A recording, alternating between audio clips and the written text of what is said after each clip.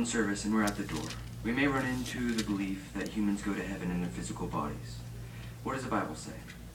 Let's read 1 Corinthians 15:50.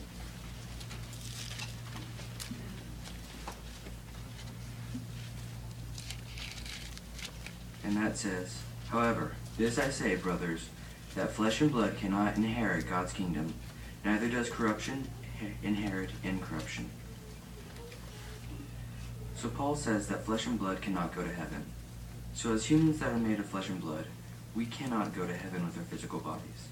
But some people believe that we can go to heaven with our physical bodies. And one of the scriptures that they use to back up this belief is 2 Kings 2:11.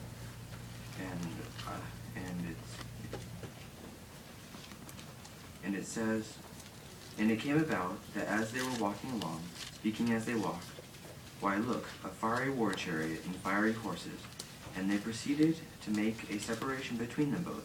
And Elijah went ascending into the windstorm to the heavens."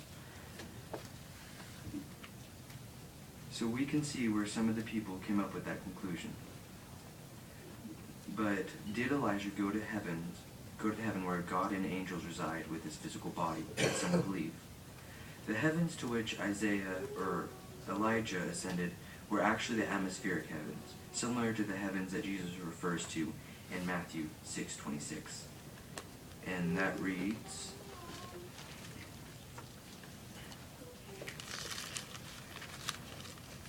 "Observe intently the birds of heaven, because they do not sow seed, or reap, or gather into storehouses. Still, your heavenly Father feeds them. Are you not worth more than they are?" So the heavens Jesus is referring to on this account is that of where the birds fly in our day, and also include airplanes and helicopters.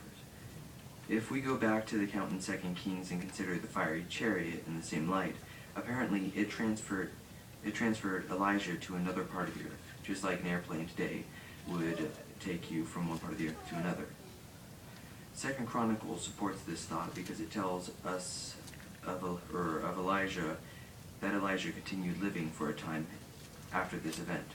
In fact, years later, Elijah wrote a letter to Jeroham, king of Judah. Let's read that at 2 Chronicles 21:12-15, and I'm only going to read verse 12. It says, "Eventually there came a writing to him from Elijah the prophet, saying, 'This is what Jehovah, the God of David your forefathers, has said.